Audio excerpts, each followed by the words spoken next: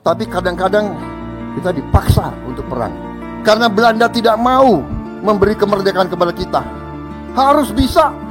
Nah ini semangat yang ditanamkan oleh Angkatan 45. Semangat tidak mengenal menyerah. Kita tidak mau jadi kacungnya bangsa lain. Merdeka atau mati. Landasan yang dibangun oleh pendahulu-pendahulu sebelum saya. Kita harus akui itu. Nggak mungkin kita membangun dalam 5 tahun, dalam 10 tahun. Tidak ada negara yang dibangun dalam 10 tahun. Tapi apa yang dilahirkan oleh presiden-presiden kita, dan tidak hanya presiden. Membangun bangsa itu tidak hanya 1-2 orang. Jadi saudara-saudara, apa yang saya ingin sampaikan? Saya ingin sampaikan bahwa kita sebagai punawirawan dari segi kedinasan benar kita sudah menyerahkan kepada generasi selanjutnya. Tapi sebagai patriot, sebagai warga negara, kalau kita masih punya kemampuan, kalau kita masih punya semangat, kalau kita masih punya sesuatu yang bisa kita sumbangkan kepada negara dan bangsa, ya kita harus menyumbang apa yang kita bisa sumbangkan. Karena itu saudara-saudara, kita hargai semua sikap, semua pendapat, tapi tentunya kita harus belajar dari sejarah. Kita harus lihat kenyataan. Lihat kenyataan yang sedang berlaku. Bahwa di dunia ini sekarang ya,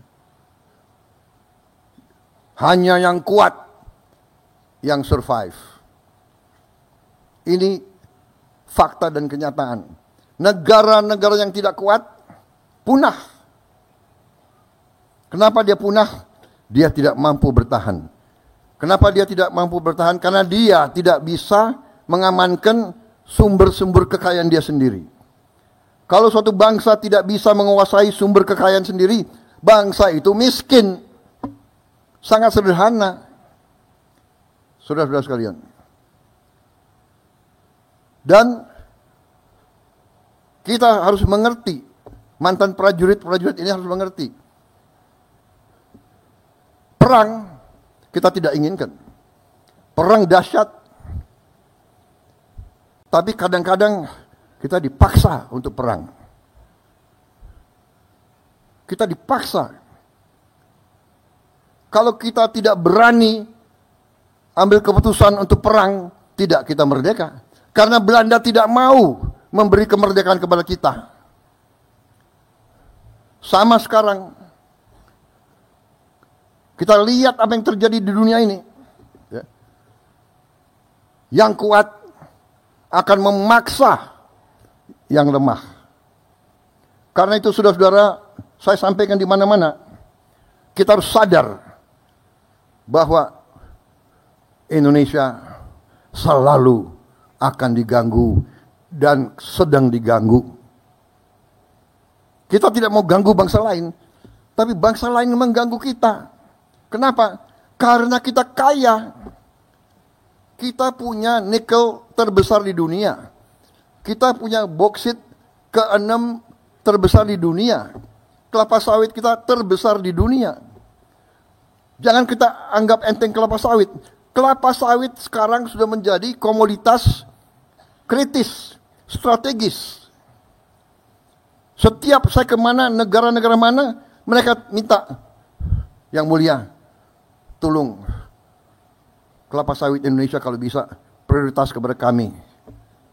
Mesir, Pakistan, India, bahkan Eropa.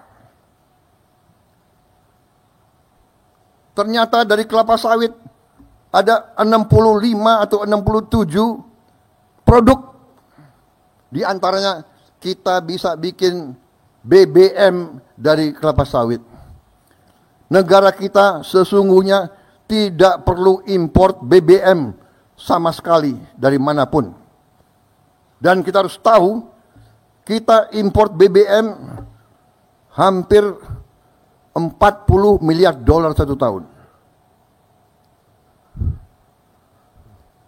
Padahal kita sebenarnya tidak perlu import.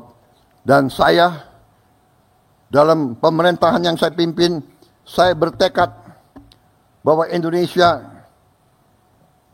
dalam 5 tahun akan datang harus swasembada BBM, harus swasembada energi.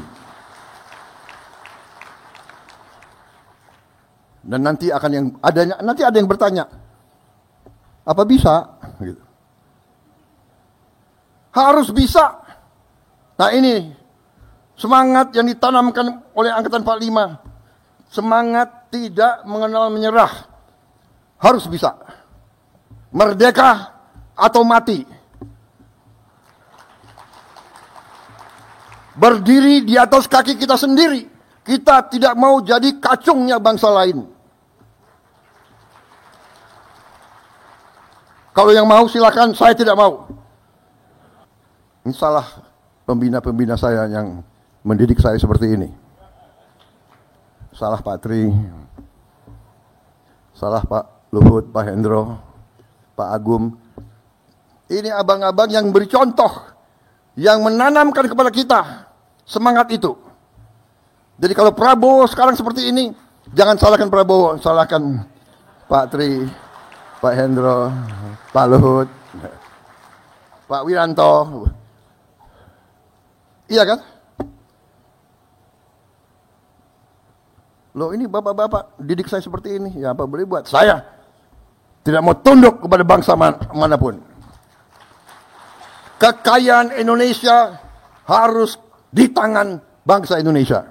Dan Angkatan 45 telah memberi senjata pamungkas yang luar biasa, yaitu Undang-Undang Dasar 1945.